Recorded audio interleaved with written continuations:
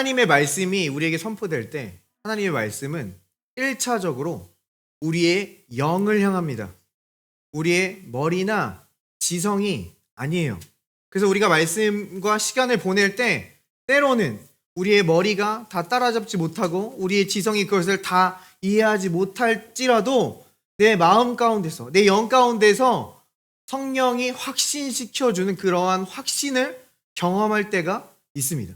저도 이 은혜의 복음을 처음 만났을 때 그동안 제가 가지고 있던 지식과 어떤 논리들이 이것과 부딪히고 다 이해되지 못하는데도 내 영 안에서부터 이게 진리다, 이게 복음이다 라는 그러한 확신을 주셨던 경험을 가지고 있습니다.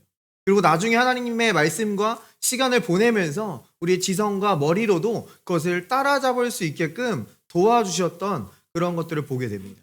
그러니까 우리가 머리가 아니라 영의 인도함을 받아야 된다는 거예요. 우리가 일상생활 속에서도 비슷합니다. 우리가 살아가는 일들 가운데, 문제 가운데 그것들이 다 이해가 되지 않을 때가 있어요. 이거 도대체 나한테 왜 일어난 거고 지금 이 상황이 어떻게 돌아가는 건지 온전히 다 이해되지 못할 때가 있습니다. 근데 이상하게 내 마음이 평안할 때가 있다라는 거예요. 때로는 그 일들을 다 분석하고 이 문제가 뭔지 질병이 뭔지 그것을 다 이해했는데도 불구하고 마음의 평강이 없을 때도 있다라는 겁니다. 그런데 내가 이것을 이해하지 못하더라도 내 지각보다 뛰어나신, 나의 이해보다 뛰어나신 하나님의 평강이 내 마음과 생각을 지키시는 것을 우리가 경험할 수 있는 줄 믿습니다. 영의 인도하심을 받는다라는 거예요. 자, 근데 성경에 나오는 바리새인들은요, 이것과 정반대되는 길을 갔습니다. 그들의 머리는 충만했어요. 성경 지식이 굉장히 많았습니다. 율법을 굉장히 잘 알고 있었어요. 근데 그들의 영은 메말랐다라는 거예요. 그래서 예수님, 구원자 메시아가 오셨는데 이 예수님을 알아보지 못하자 예수님께서 뭐라고 말씀하셨습니까? 너희가 구원을 얻는 줄로 알고 이 성경을 연구하거니와 이 성경은 곧 나에 대해 증언하고 있는 것이니라. 그러나 너희가 내게 와서 영생 얻기를 원하지 아니하는도다 라고 말하는 것을 보게 됩니다. 그러니까 이들은 본다고 생각했어요. 안다고 생각했습니다. 그런데 그 성경이 온통 말하고 있는 예수님이 왔을 때 그 예수님으로부터 영생을 취하지 못하는 모습을 보인다라는 거예요. 지식은 교만하게 합니다. 그러나 그들을 살리지 못했다라는 거예요. 자, 근데 반대로 제대로 교육받지 못한 세리들, 어부들, 여인들은 예수님이 하시는 말씀으로부터 영생을 얻고 그들의 삶의 진정한 변화를 경험할 수 있었던 줄 믿습니다. 그러니까 우리가 하나님의 말씀과 시간을 보낼 때요, 내가 이걸 얼마나 많이 읽냐, 내가 여기서 얼마나 많은 지식을 가지고 있냐가 중요한 게 아닙니다. 우리가 말씀과 시간을 보낼 때 그 말씀을 통해 예수님을 보고 생명을 얻고 영광에서 영광으로 변화되는 것이 중요한 것인 줄 믿습니다. 우리가 성경을 읽을 때 다 이해하지 못해도 괜찮아요. 이것에 대해서 막 온갖 지식을 다 가지고 있지 않아도 괜찮습니다. 여러분이 그 하나님의 말씀과 시간을 보낼 때 여러분도 모르게 그 말씀의 물로 씻기우는 것을 경험하게 된다는 겁니다. 여러분의 지성이 다 반응하지 않을 수 있어요. 그런데 여러분의 영이 반응하고 있다는 겁니다. 세상은 이것을 어떤 무의식이다, 잠재의식이다 이런 표현으로 이것을 설명해 보려고 하는데 우리가 말씀과 시간을 보낼 때 우리의 영이 반응한다는 거예요. 그래서 우리는 그리스도 안에서 하나님의 의다라는 이 복음을 들을 때 우리의 영은 이 의로 말미암아 살고 성령의 역사로 이 영에 있는 생명이 우리의 혼, 우리의 마음과 생각을 만지시고 이 혼에 있던 그 생명이 또 우리의 죽을 몸까지도 만져서 우리의 전 존재에 하나님의 생명이 넘쳐 흐르게 하는 것이 하나님의 말씀의 역사인 줄 믿습니다. 그래서 저희가 오늘 말씀을 나눠볼 텐데요. 이 셋째 날의 비전에 관한 말씀을 조금 더 나눠볼 거예요. 근데 오늘 말씀들이 조금 퍼즐처럼 느껴질 수 있습니다. 성경의 또 여러 가지 상징들과 그림들을 한번 같이 맞춰볼 건데요. 다 이해하지 못하셔도 괜찮습니다.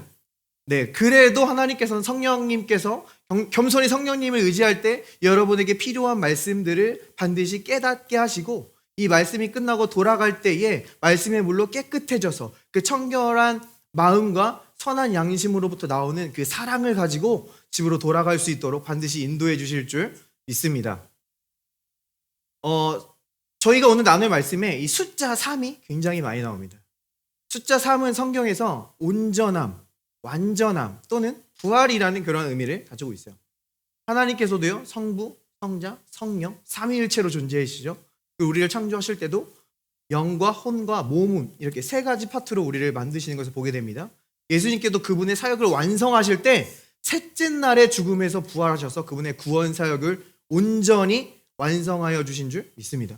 또 오늘 저희가 살펴볼 그림 중에 성막이 나오거든요. 이 성막의 부분도 세 파트로 나눠져 있는 걸 보게 돼요. 좀 이따 자세히 볼게요. 그리고 이 이스라엘 백성들이 애굽 땅에서 가나안 땅으로 구원받을 때에도 하나님께서 바로 애굽에서 가나안에 바로 넣어버린 게 아니라 애굽, 광야, 가나안 이렇게 세 부분의 구원의 여정의 길을 우리에게 말해주고 있는 것을 보게 됩니다.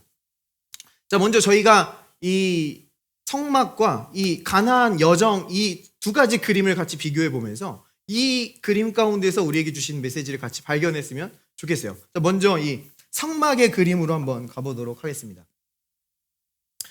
네, 성막의 그림입니다. 이 성막이 지금 오른쪽 평면도가 있는데 이게 세 가지 파트로 지금 나눠져 있는 것을 보게 됩니다. 네, 뭐 여러 가지 글씨가 있는데 읽지 않으셔도 돼요. 제가 설명해 드릴게요. 이 겉에는 바깥뜰, 성전 뜰이라고 하는 부분입니다. 이 야외에 있는 부분 보이시죠? 이 성전 뜰에는 이 번제단이 놓여져 있었어요. 이 성전 뜰에서 이 동물의 각을 뜨기도 하고 동물을 씻고 번제단에 불태워서 하나님께 제사를 드리는 곳이에요. 자, 이 번제단은 예수님의 십자가를 상징하기도 합니다. 우리의 모든 죄를 지시고 하나님의 진노의 불에 완전히 태워지신 예수님의 십자가 사역을 보여주는 그림이에요. 그런데 이제 이 야외에서 이제 그 두 번째 파트인 이 홀리 플레이스, 성소로 한번 들어가 볼게요. 성소로 들어가면 이러한 그림입니다. 성소 안에 들어가면은 그곳에는 세 가지 성물이 기다리고 있어요. 등잔대와 떡상과 향단이 놓여져 있는 것을 보게 됩니다. 근데 이 성막 또한 한 가지 건물로 되어 있는 게 아니라 지금 두 가지 부분으로 나눠져 있는 것이 보이시죠? 가운데 휘장이 이 성소와 그 안에 있는 지성소를 나누고 있습니다.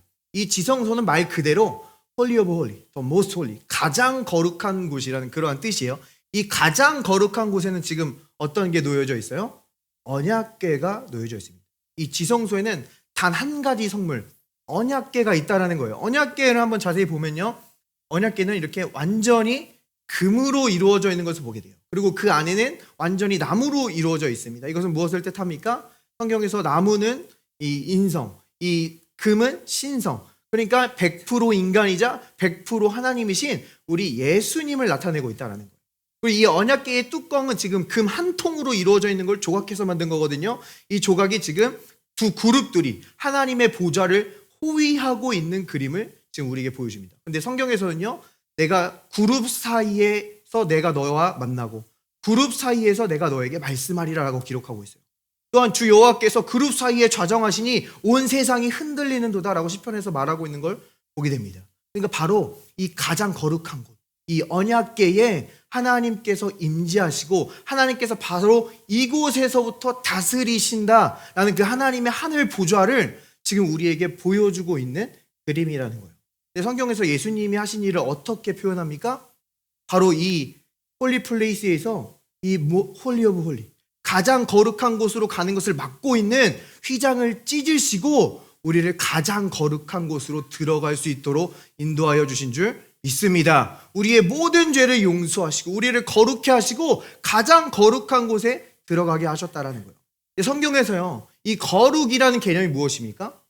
특별한 목적을 위해 구별해 놓는다라는 거예요. 우리 일상생활에 적용하면요, 이 세상이 어둡습니다. 전염병과 질병과 악한 사건들이 막 일어나요. 왼쪽에서 1000명이 쓰러지고 오른쪽에서 10,000명이 쓰러지나 내 삶 속에 이 재앙이 가까이 오지 못하도록 특별히 거룩하게 구별되어 있다라는 의미예요. 시편 91편을 보면 지극히 높으신 자의 은밀한 곳에 거주한 자는 그의 그늘 아래 살게 된다라고 말해주고 있어요. 이 그룹들의 보호의 날개 아래 살게 된다라는 겁니다. 이전에 우리가 죄인이었을 때에는 이 죄인이 하나님께 가까이 나오지 못하도록 이 그룹의 날개가 우리를 막았어요. 근데 예수님의 피로 우리가 씻기고 거룩하게 되었을 때에는 이 그룹의 날개가 이 세상의 사망의 것들이 우리의 삶에 오지 못하도록 그것들로부터 우리를 지키고 보호하신다라는 거예요. 근데 세상에서도요, 거룩해지려는 많은 시도들을 보게 됩니다. 어떤 종교심을 가지고 나도 거룩해질 거야. 나도 경건해질 거야. 왜 거룩해지려고 해요? 하나님을 내 편으로 만들기 위해서요. 이 어두운 세상 가운데 하나님이 내 편이 되셔서 나를 지켜주시고 나를 도와주시기 위해서 내가 거룩해져야 돼라는 마음을 가지고 거룩해지려고 노력합니다. 근데 이것은요, 좀 잘못된 근거입니다. 잘못된 믿음은 잘못된 결과와 열매를 낳아요. 나의 어떠한 깨끗해지려는 노력과 시도와 어떤 의지로는 우리는 거룩의 열매를 맺을 수 없다라는 거예요. 내가 아무리 금욕적인 생활을 하고 나를 막 압제하고 내가 막 경건해 보이는 겉모습으로 행하나 거기에는 정말 거룩해서 맺을 수 있는 성령의 열매, 사랑과 희락과 화평이 없어요. 막 근엄한 얼굴을 하고 있으나 그 얼굴에 미소를 찾아볼 수 없고 가까이 가서 얘기할 수 없고 전혀 재미없어 보이는 그러한 모습들을 보여준다는 겁니다. 그럼 우리는 진짜 거룩의 열매를 어떻게 맺을 수 있어요? 하나님이 이미 내 편이심을 믿을 때 우리는 거룩하게 살아갈 수 있는 줄 믿습니다. 우리는 예수의 보혈로 이미 깨끗해졌음을 믿을 때 우리는 거룩의 열매를 맺을 수가 있다는 거예요. 그러니까 여기서 말하고 있는 건요, 내가 나를 깨끗하게 해서 이 가장 거룩한 곳 지성소 가운데로 나아가는 게 아니라 내가 깨끗해졌기 때문에 온전케 됐기 때문에 지성소의 가장 거룩한 곳에 나아갈 수 있다라는 걸 말해주고 있는 겁니다. 자, 오늘 이것에 대한 그 자세한 그림을 성경 말씀을 통해서 한번 살펴볼 거예요. 히브리서에 보면요, 이 성막의 구조를 통해서 옛 언약의 사역과 새 언약의 사역을 비교해 줍니다. 조금 아이러니할 수 있어요. 이 성막과 성전 자체가 구약에 속한 거긴 해요. 그런데 이 성막의 구조를 나눠줌으로써 이 구약의 사역이 뭔지, 구약에서 그림자로 비춰주는 이 새 언약, 이 은혜의 사역이 뭔지 이 율법과 은혜를 비교해서 우리에게 보여준다는 겁니다. 이렇게만 설명하면 잘 이해가 안 되니까 말씀으로 들어가 보도록 하겠습니다. 히브리서는 이렇게 이야기해요. 첫 번째 언약에도 예배 규정과 세상에 속한 성소가 마련되어 있었습니다. 한 장막을 지었는데 곧 첫째 칸에 해당하는 장막입니다. 그 안에는 촛대와 상이 있고 빵을 차려 놓았으니 이곳을 성소라고 하였습니다. 자, 이 떡상과 이 등잔대가 있던 이 첫째 칸 아까 어디였어요? 성소였죠. 이 성소가 바로 이 옛 언약, 여기서 보면 첫 번째 언약이라 말하고 있는데 이 첫 번째 언약은 모세의 언약, 율법 언약을 말해주고 있는 거예요. 그러니까 이 성소 자체가 옛 언약의 사역을 대표하는 거라는 겁니다. 근데 여기서 말할 때 지금 이게 세상에 속한 성소라고 말합니다. 여기서 이 세상이라는 말은 secular, 그러니까 어떤 세속적이라는 말이에요. 그러니까 세상 정욕을 이야기할 때 쓰이는 단어입니다. 근데 이 성소가 이 하늘에 속한 게 아니라 이 세속에 속한 그러한 사역임을 지금 우리에게 말해주고 있다는 거예요. 그럼 이와 대조적으로 둘째 칸의 사역도 우리에게 이렇게 이야기해줘요. 그러나 둘째 칸 장막에는 대제사장만 1년에 한 번 들어가는데 그때에는 반드시 자기 자신을 위하여 또 백성이 모르고 지은 죄를 사하기 위하여 바칠 피를 가지고 들어갑니다. 이것은 첫 번째 칸 장막이 서 있는 동안에는 아직 지성소로 들어가는 길이 드러나지 않았음을 성령께서 보여주시는 것입니다. 아까 둘째 칸이면 그럼 어디입니까? 지성소, 가장 거룩한 곳을 지금 말해주고 있는 거예요. 그러니까 이것은 지금 구약에 나타나 있지만 구약에 속한 사역이 아니라는 겁니다. 하늘에 속한 사역이고 새 언약의 사역이고 은혜의 사역이라는 거예요. 사실 구약에서는요, 제사장들이 이 지성소에 들어갈 수가 없었어요. 제사장들은 매일매일 이 성전 뜰과 성소에는 매일매일 들어갔어요. 매일 제사를 드리고 매일 불을 붙이고 이 구약의 옛 언약의 율법 아래 사역은 이 성소에서 이루어졌습니다. 근데 1년에 단 한 번 대속죄일날 대제사장 딱 한 명만 이 지성소 가운데 들어가는 그 그림자를 우리에게 보여주긴 해요. 그런데 그것 자체가 지금 그것은 들어갈 길이 없는 것을 보여주는 것이다. 약간 우리에게 이렇게 지금 증언하고 있는 것을 보게 됩니다. 히브리서는 조금 더 우리에게 자세히 설명해 주죠. 이 장막은 현 시대를 상징합니다. 그 장막 제의를 따라 예물과 제사를 드리지만 그것이 의식 집례자의 양심을 완전하게 해주지는 못합니다. 자, 여기서 말하는 이 현 시대는요, 우리 시대를 말하는 게 아니라 이 히브리서가 기록된 그 시대를 말하는 거예요. 이 시대는 예수님께서 죽으시고 부활했지만 예수님이 그 무너질 거라고 예언하셨던 그 헤롯 성전이 아직 남아 있었을 때예요. 그래서 많은 유대인들이 아직도 율법 아래에서 동물 제사를 드리고 있는 그 시대를 말해주고 있는 거예요. 그런데 이 성소의 사역의 특징을 지금 뭐라고 합니까? 양심을 완전하게 씻어주지 못한다는 거예요. 온전케 하지 못한다는 거예요. 동물의 피로 제사를 드려요. 그러면은 죄를 씻는 게 아니라 죄를 덮는 겁니다. 다음 죄를 지을 때까지 덮고 또 죄를 지으면 제사를 이어서 또 덮는 거예요. 1년에 한 번씩 그 이스라엘 백성 나라의 전체 죄를 덮는 거예요. 그러니까 우리의 실생활 속에서 우리가 빚을 굉장히 많이 졌는데 그 빚을 완전히 탕감해 준 게 아니라 1년 뒤로 유예시켜 줬다는 겁니다. 그럼 빚을 미뤄줬으면 당장에는 빚을 당장 안 갚아도 되니까 조금 마음에 안도감이 오고 자유함을 생각할 수 있으나 이게 빚을 완전히 의식하지 않을 수 없다라는 겁니다. 계속해서 죄를 의식해야만 해야 된다는 거예요. 우리가 죄의식을 가지고 양심이 온전케 되지 못하는 사역임을 말해주고 있어요. 그런데 이 둘째 칸의 사역을 성경은 이렇게 이야기합니다.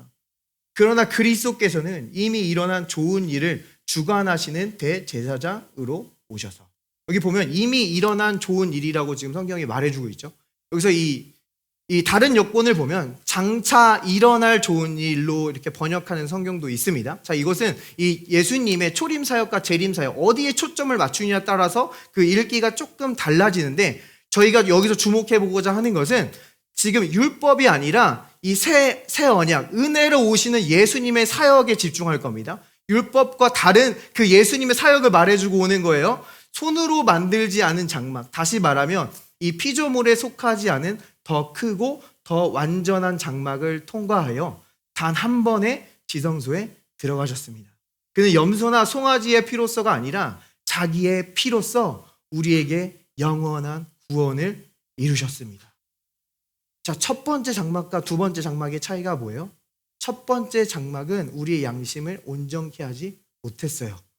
일시적인 거예요. 근데 예수 그리스도의 보혈은 우리의 양심을 완전히 온전케 했고 죄를 완전히 씻었으며 영원한 구원을 이루셨다, 우리에게 말하는 줄 믿습니다. 우리의 죄가 내일 고백할 때까지 용서받은 게 아니에요. 우리가 다음 실수할 때까지만 용서받은 게 아니에요. 우리의 모든 죄를 영원히 용서하여 주신 줄 믿습니다.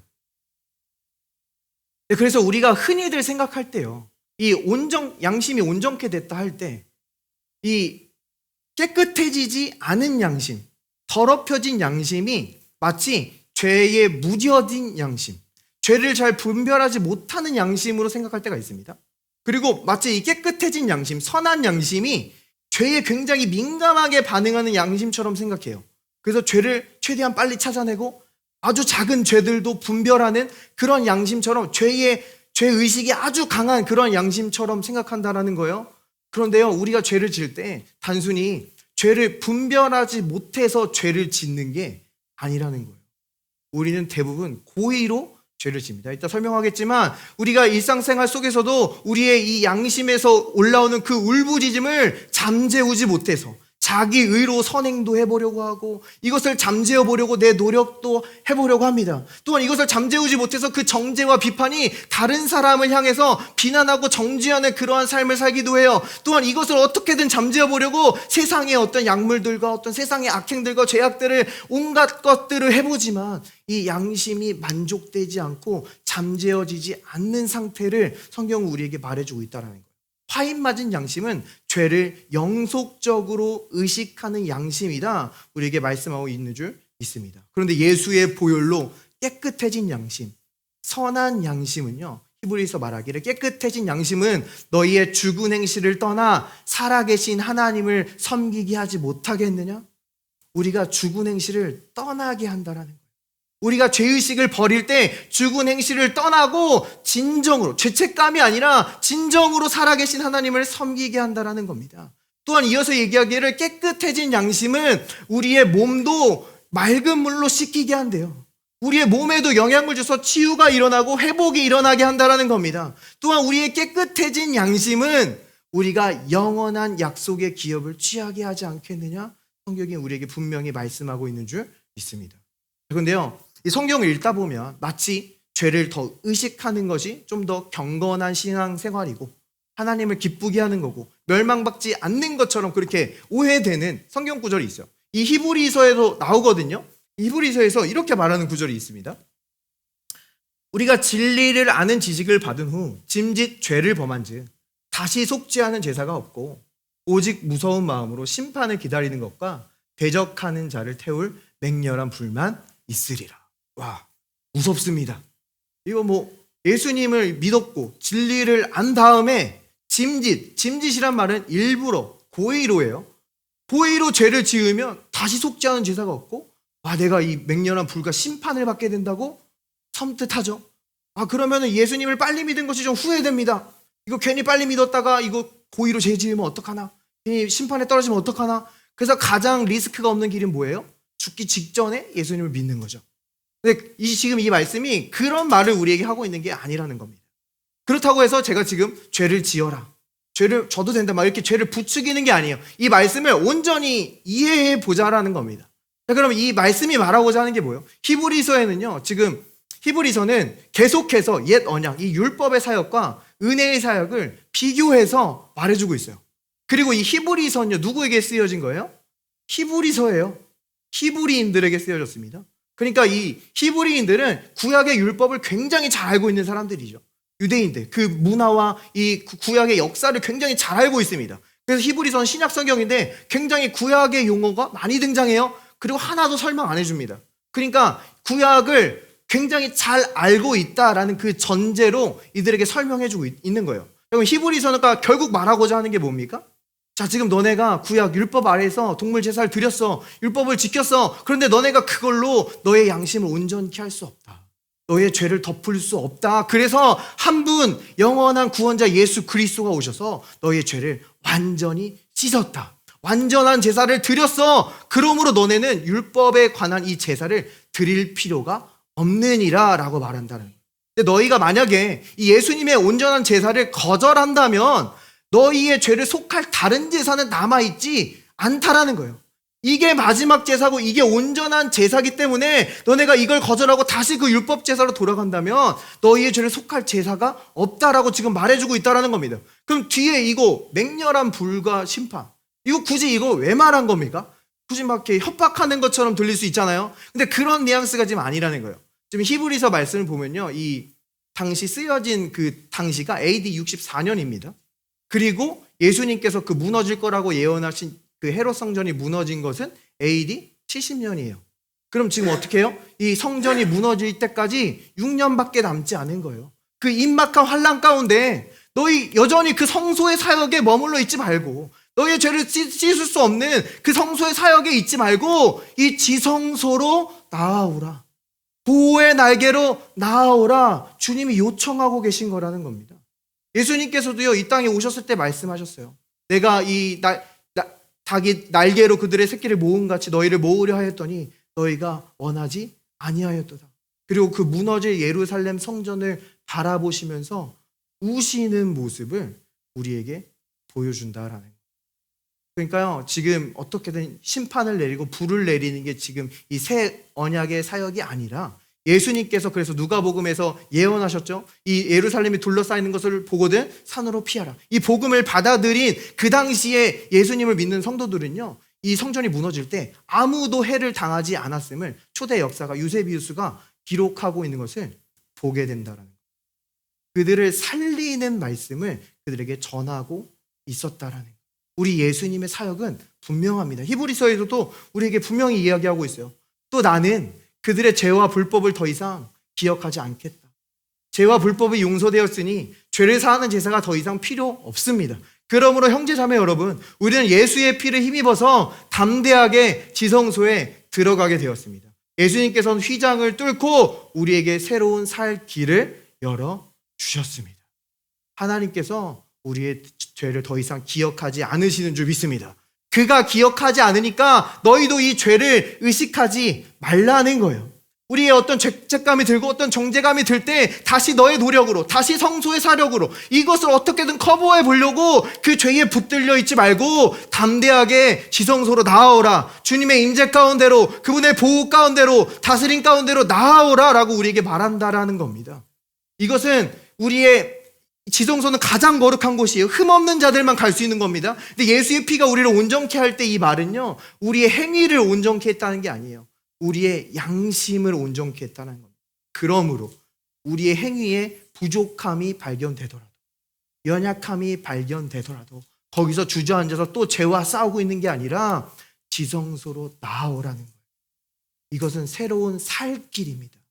이 지성소로 나아가면 나아갈수록 예수 보혈을 믿고 내가 온전한 보호 가운데 있고 온전한 다스림 가운데 있다라는 것을 믿으면 믿을수록 우리 안에 주 예수의 부활 생명이 넘쳐 흐르게 됨을 우리에게 말해주고 있는 줄 믿습니다. 그런데요, 성경에 보면요, 이 이스라엘 유대인들 뿐만이 아니라 교회도 여전히 이 성소 가운데 남겨져 있는 모습을 우리에게 보여줍니다. 여전히 율법의 사역과 섞여 있는 모습을 우리에게 보여줘요. 특별히 이 요한이 요한계시록에서 이 7교회에 대한 그 편지 환상을 받는 장면이 있거든요. 그것을 성경은 지금 이렇게 기록하고 있습니다. 몸을 돌이켜 나에게 말한 음성을 알아보려고 돌이킬 때에 7 금초대를 보았는데, 자, 요셉이 지금 주님의 음성을 환상을 듣습니다. 근데 지금 어떻게 했어요? 몸을 이렇게 뒤로 돌이켰는데 여기 금초대가 있었어요. 자, 그럼 여기 이 지금 장면이 어떤 장면이에요? 다시 성소로 보면은 몸을 돌이켰는데 금초대가 있으면 지금 요한은 어디 서 있었던 거예요? 떡상 앞에 서 있던 겁니다. 그러니까 지금 요한은 성소 가운데 있던 거예요. 그리고 이 7 금초대 가운데서 나타나신 주님을 보았습니다.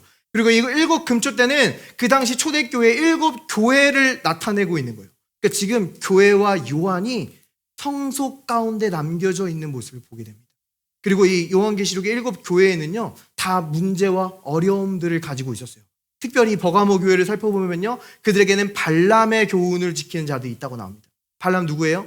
이스라엘 백성들을 음행하게 한 거짓 선지자입니다. 성경에서 음행의 의미가 뭐예요? 로마서 7장 말씀을 보면요, 우리가 그리스도와 혼인했어요. 그리스도가 우리 신랑이 되었어요. 근데 이 신랑 예수님을 버리고 다시 율법으로 돌아가는 것을 간음하는 것이다 라고 우리에게 말한다는 거예요.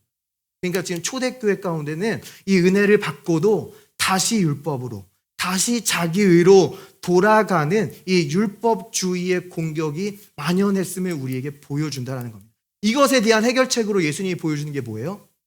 숨겨진 만나를 주신대요. 만나 어디 있는 거예요? 지성소의 언약궤 가운데 숨겨져 있는 겁니다. 그러니까 지금 예수님이 뭐라고 하는 거예요?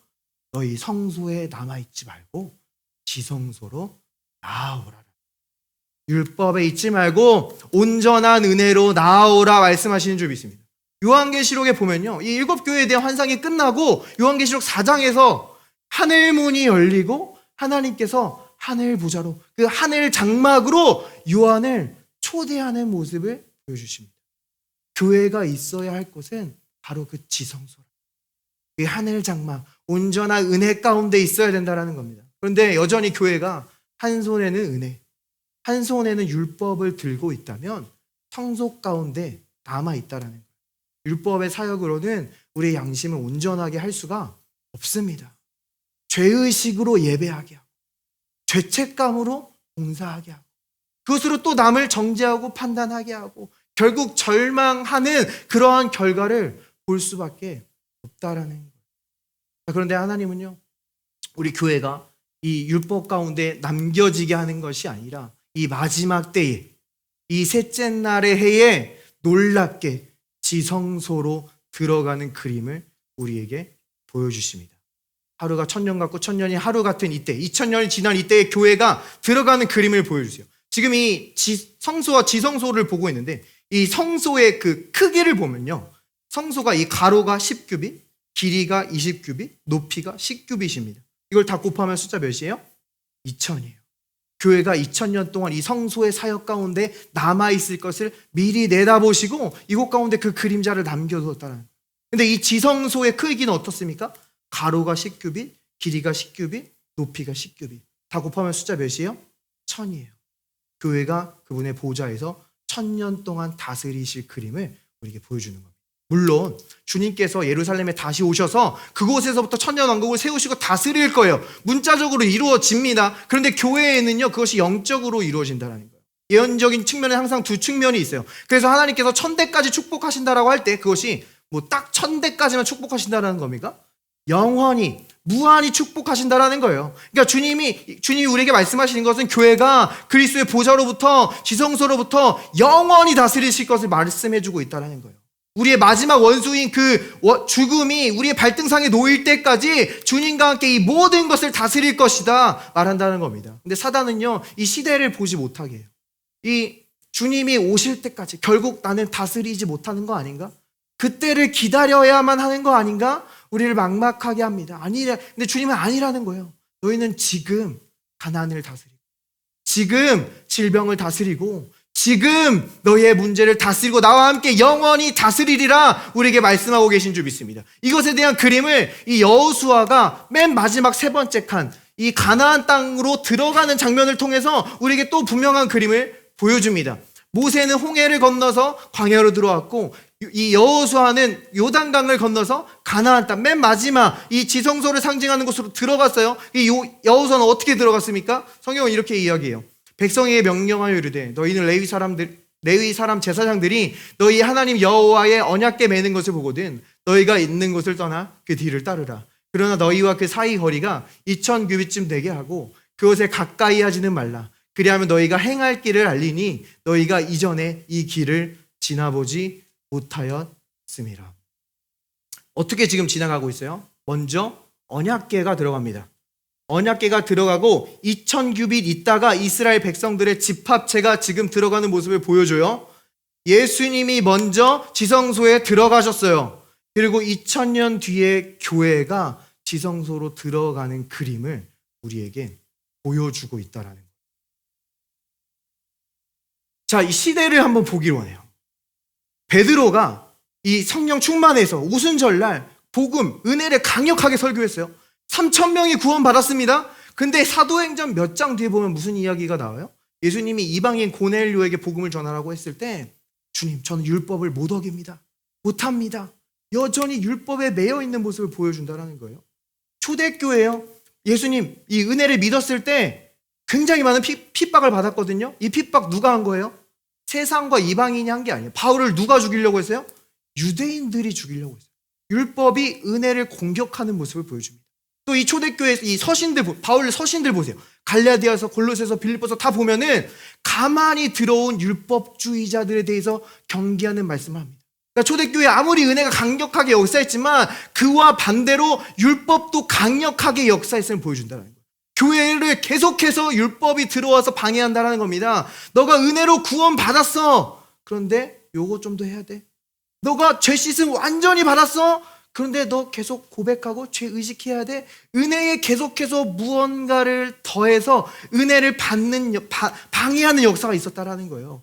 이 역사는 역사 가운데 계속해서 반복됐습니다. 이 로마 교황청이 면죄부를 돈 주고 파는 이 율법의 극한으로 갔을 때 하나님께서는 그곳에서도 마틴 루터를 통해서 의인은 오직 믿음으로 말미암아 살리라.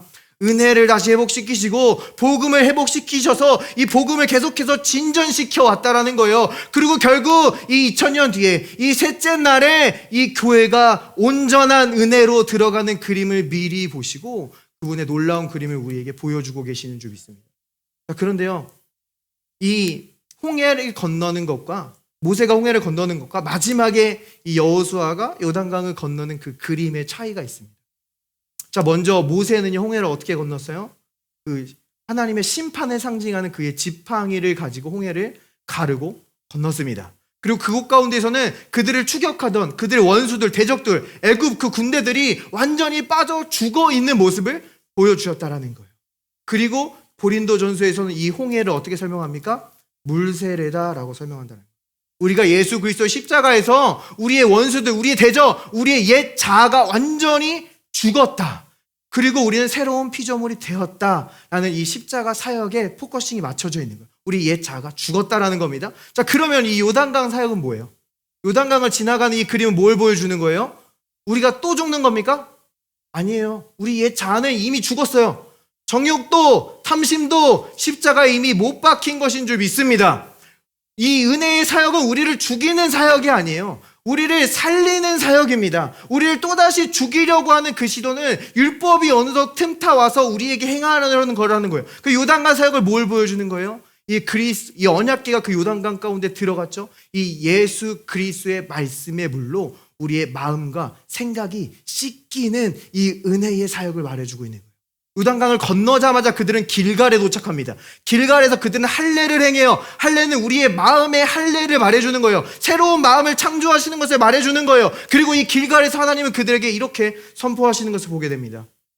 여호와께서 여호수아에게 이르시되 내가 오늘 애굽의 수치를 너희에게서 떠나가게 하였다 하셨으므로 그곳 이름을 오늘까지 길갈이라 하느니라. 이스라엘 백성들은요, 이 광야 40년 동안 여전히 애굽의 수치를 다루고 있었습니다. 이 수치는요, 정죄를 포함하는 아주 포괄적인 단어예요. 치욕과 능욕과 내가 넘어지고 내가 부족함에서 오는 그 모든 수치심을 포괄하는 단어입니다. 지금 그들은 애굽에서 나왔지만 광야에서 여전히 방황함으로 말미암아 완전히 불명예스러워졌어요. 하나님은 살아 계시냐? 너희를 광야에서 죽이려고 불러낸 것이 아니라 수치심 가운데 있었습니다. 광야에서 방황하면서 하나님께 불순종하고 불평하고 원망한 죄책감들이 그들에게 한가득 있었다라는 거예요. 그리고 여전히 하나님께 순종할 수 없는 자기 자신의 이 무력함 가운데에서, 수치심 가운데에서 좌절하고 있었던 이스라엘 백성들이라는 겁니다. 그런데 여기서 하나님께 수치를 완전히 제거해 버리셨다. 성경에서 수치를 제거한다라는 말은요, 이 아이를 낳지 못하는 여인의 수치를 어떻게 제거하는 거예요? 그 여인에게 아이를 낳게 하신다. 자기 땅을 잃어버리고 포로로 잡혀있는 이 사람들에게 수치를 어떻게 회복하는 거예요? 다시 고국 땅으로 돌아오고 황폐해진 성읍이 세워지게 한다는 겁니다. 나의 좌절과 나의 실패로부터 수치심을 갖고 있는 그 수치를 제거하는 방법이 뭐예요? 다시 그를 형통하게 하고 번성하게 한다는 거예요. 하나님께서는요, 그래서 이스라엘 백성들을 말씀의 물로 씻기고 예수께서 그들의 모든 죄를 사하셨다는 그들의 새로운 마음의 할례를 행하시사 그들의 수치를 완전히 제거해 버리시고 그들의 유업의 땅 가나안 땅으로 들어갈 수 있도록 하여 주신 줄 믿습니다. 우리가 여태까지 신앙생활하며 오면서 여태까지 우리 안에 남아있는 죄책감이 있을 수 있어요.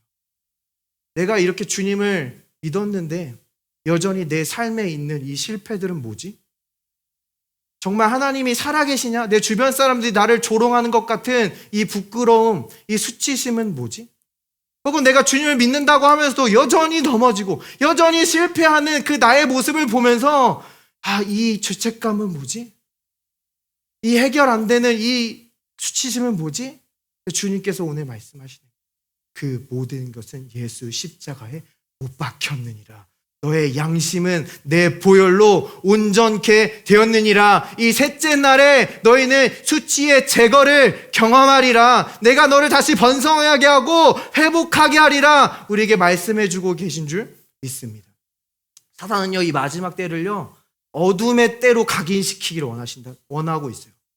전쟁의 때, 테러의 때, 기근의 때, 전염병의 때로 이 마지막 시대의 이 시대를 그렇게 바라보길 원한다라는 거예요. 그런데요, 하나님은요, 언제나 전진하시는 줄 믿습니다. 후퇴하지 않으세요. 언제나 더 좋아진다라는 거예요. 보면요, 하나님이 성경에서 제일 먼저 만든 건축물 뭐예요? 노아의 방주입니다. 노아의 방주는 완전히 나무로 되어 있어요. 100% 나무입니다. 그 다음 하나님께서 만드신 게 뭐예요?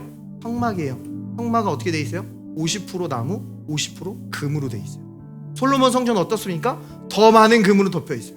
그리고 결국 그 하늘 성전은 어떻게 기록되어 있어요? 완전히 금으로 덮여 있어요. 하나님의 역사는요, 언제나 영광에서 더 큰 영광으로 인도하시는 줄 믿습니다. 성막도 보면요, 바깥들은요 자연적인 빛, 태양에 의존합니다. 성소는 메노라, 등잔대의 빛에 의존해요. 지성소에는 아무 빛도 없어요. 안 좋아지는 게 아닙니다. 어떤 어둠도 삼킬 수 없는 하나님의 초자연적인 빛이 있는 곳인 줄 믿습니다. 그분의 세밀한 은성과 다스림이 있는 곳이에요. 지금 하나님이 여러분을 이 지성소로 초대하고 계신 줄 믿습니다. 이 땅 가운데 다시 이 은혜를 회복시키시고 이 의의 복음을 회복시키셔서 이 땅 가운데 그 온전한 은혜로 말미암아 다스리고 정복하는 역사가 하나님의 시간표 가운데 반드시 일어나게 하실 줄 말씀을 마무리하도록 하겠습니다. 우리가 이 마지막 때를 살아갈 때에 우리 마음 가운데 어떤 걱정과 염려가 계속해서 올라올 수 있어요. 특별히 우리 자녀들을 생각할 때, 우리 다음 세대를 생각할 때 어떤 막막함을 느낄 수 있습니다. 도대체 이 나라에서 이 자녀들이 어떻게 살아갈까? 옳은 것이 그르고 그른 것이 옳다고 이야기하는 이러한 교육 가운데서 우리 자녀들이 정말 잘 살아갈 수 있을까? 너무나 쉽게 약물에 손댈 수 있고 너무나 쉽게 망가질 수 있는 이러한 세상 가운데서 쉽게 비판받고 쉽게 비교되는 이 세상에서 우리 자녀들의 마음이 다치진 않을까? 쉽게 걱정할 수 있고 염려할 수 있어요. 내 성경에도요, 이 욥이라는 인물이 나오는데요, 이 사람도 자녀 걱정을 굉장히 많이 했습니다. 어떻게 했냐면 이 욥은 자녀들이 잔치 가운데 하나님을 욕되게 했을까봐 자녀들의 잔치가 끝나면 늘 와서 대신 제사를 드려줍니다. 그러니까 사실 이 욥은요 두려워하고 있던 거예요. 이 믿음이 아니라 두려움으로, 그러니까 지금 성소의 사역을 하고 있는 모습을 보여줍니다. 자, 그리고 욥은 결국 자기가 두려워하고 있던 그 재앙을 만났다라고 고백하는 것을 보게 돼요. 그러니까요, 그가 염려하고 걱정하고 두려워했던 것이 그 자녀를 지키고 그를 지켜줄 수 없었다라는 것을 말해주고 있는 거예요. 이 마지막 때에요, 하나님은 우리에게 이렇게 말씀하십니다. 나 주가 너의 모든 아이를 제자로 삼아 가르치겠고 너의 아이들은 번영과 평안을 누릴 것이다. 내가 공의의 터 위에 굳게 설 것이며 억압이 너에게서 멀어질 것이니 너에게서는 두려움이 사라지고 공포 또한 사라져 너에게 접근하지 못할 것이다. 이 말씀이요, 우리가 마지막 때에 의에 굳게 서게 될 때에 해당하는 말씀입니다. 여러분이 의에 굳게 서게 될 때에 여러분의 자녀를 주께서 직접 가르치신대요. 여러분의 자녀들이 평화와 번영을 누리게 된다 말한다라는 겁니다. 우리가 물론 이 자녀들을 가르쳐야 될 부분이 있겠죠. 그러나 그것이 억지로 입에 떠먹여주는 게 아닙니다. 성령의 인도하심을 따라 행하게 하시는 것들이 물론 있습니다. 그런데 가장 우선시돼야 될 거는요, 너희가 먼저 의에 굳게 서라는 거예요. 너희의 가정을, 너희의 인생을 죄와 걱정과 염려가 좌지우지하고 이끌어가는 게 아니라 의가 이끌어가게 하라는 겁니다. 우리의 죄책감과 우리의 옛 자아와 죄는 이미 십자가에 못 박힌 줄 믿습니다. 자, 그런데 우리가 십자가에서 죽었고 내가 예수로 산다고 할 때 이 말이 여러분 개인이 완전히 소멸됐다는 말이 아니에요. 우리 죄와 본성이 십자가에 못 박혔다라는 겁니다. 여러분의 인격과 특성은 여전히 여기에 남아있어요. 하나님은 우리를 모두 다 동일하지 않게 창조하셨습니다. 그 말은 뭐예요? 여러분만이 할 수 있는 여러분만의 소명이 이 땅 가운데 있다라는 거예요. 여러분의 가정만이 이룰 수 있는 그 가정의 소명이 이 땅 가운데 있다라는 거예요. 그런데 그게요, 우리가 양심이 더럽혀져 있을 때 그것을 온전히 들을 수 없어요. 온전히 인도하심을 받을 수 없어요. 지성소에서 우리의 온전한 양심으로 있을 때 세밀한 음성으로 의로 우리 가정을 인도하시고 높은 곳으로 성취로 그 비전을 인도하시는 하나님의 이 마지막 때의 구원 사역을 충만하게 경험할 수 있는 줄 믿습니다. 이 좋은 예수님을 아직 영접하지 않으신 분이 있다면 저와 이렇게 기도했으면 좋겠어요. 예수님, 주님께서 나의 모든 죄를 깨끗게 하신 줄 믿습니다. 나에게 더 이상 죄책감과 정죄와 수치는 없습니다. 나의 양심은 온전합니다. 나는 가장 거룩한 곳에서 보호받고 있으며 거룩하며 주님의 구원을 이루어 가실 줄 믿습니다. 예수님의 이름으로 기도합니다. 아멘. 네, 우리 그레이스하우스를 위해서 축복합니다. 주님, 이번 한 주를 살아갈 때에 주님의 보호의 날개 아래에 있는 이들을 주님의 놀라운 보호와 치유하심으로 보호하여 주셔서 이 세상의 어떤 악한 것들과 어떤 넘어짐과 어떤 유혹들도 그룹의 날개로 쳐내주시고 주님께서 보이시는 그 놀라운 영광의 길로 이번 한 주 인도하여 주셔서 이 마지막 때에 주님의 말씀이 온전한 은혜로 이루어지는 것임을 이들의 삶 속에서 충만히 경험할 수 있도록 주여 축복하여 주시옵소서. We pray in Jesus' name. Amen. Praise the Lord.